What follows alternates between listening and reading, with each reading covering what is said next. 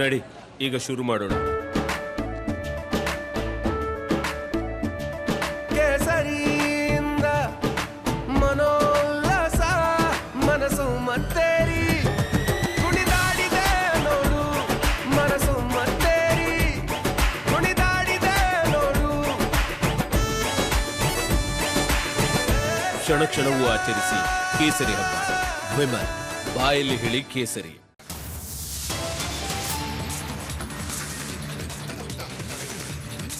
ಪೆನ್ಡ್ರಾಯ್ ಕೇಸ್ಗೆ ರೋಚಕ ಟ್ವಿಸ್ಟ್. ಡಿಕೆಶಿನೇ ಪ್ರಕರಣದ king pin. HDK ಸಿಕ್ಕಿ ಹಾಕಿಸಲು 100 ಕೋಟಿ ಆಫರ್. Devaraje Gowda big bomb.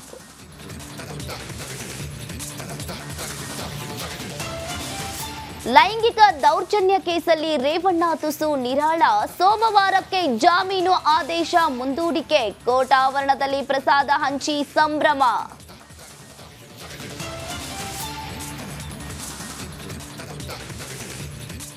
ಕೆಂಡವಾಗಿದ್ದ ಕರುನಾಡಿಗೆ ವರುಣನ ಅಭಿಷೇಕ. ಚಿಕ್ಕಮಗಳೂರಲ್ಲಿ ಒಂದೇ ಮಳೆಗೆ ಕೆರೆ ಭರ್ತಿ. ಬಾಗಲಕೋಟೆಯಲ್ಲಿ ಸಿಡಿಲಿಗೆ ಬಾಲಕಿ ಸಾವು.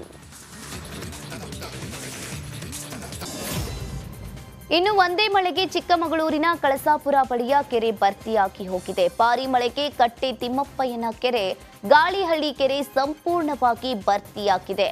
ರಸ್ತೆ ಮೇಲೆಲ್ಲ ಕೆರೆ ನೀರು ಉಕ್ಕಿ ಹರಿದಿದೆ. ಇತ್ತ ಲಕ್ಷ್ಯ ಗ್ರಾಮದಲ್ಲೂ ಬತ್ತಿ ಹೋಗಿದ್ದ ಹಳ್ಳಕ್ಕೆ ಜೀವ ಕಳೆ ಬಂದಿದೆ.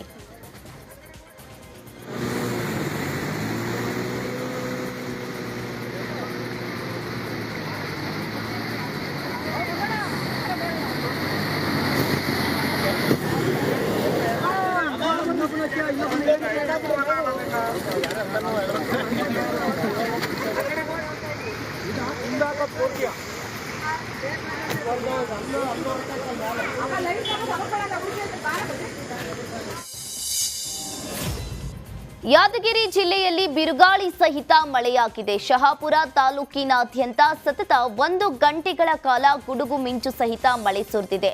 ಬಿಸಿಲಿನ ಬೇಗೆಗೆ ಬಸವಳಿದಿದ್ದ ಜನರಿಗೆ ವರುಣ ತಂಪೆರೆದಿದ್ದಾನೆ.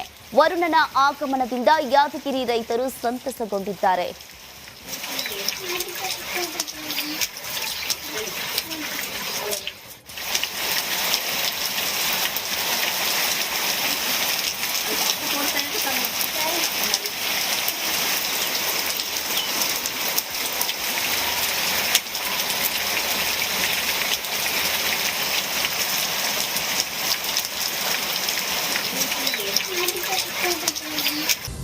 ಪ್ರಜ್ವಲ್ ಪೆನ್ಡ್ರಾಯ್ ಕೇಸ್ನಲ್ಲಿ ವಕೀಲ ದೇವರಾಜೇಗೌಡ ಹೊಸ ಬಾಂಬ್ ಅನ್ನ ಸಿಡಿಸಿದ್ದಾರೆ. ಹಾಸನದಲ್ಲಿ ಮಾತನಾಡಿದ ಅವರು, ಕಾರ್ತಿಕ್ ನನ್ನ ಕರೆಸಿಕೊಂಡು ಪೆನ್ಡ್ರಾಯ್ ರೆಡಿ ಮಾಡಿದ್ದೆ ಡಿಕೆ ಶಿವಕುಮಾರ್ ಅಂತ ಹೇಳಿದ್ದಾರೆ.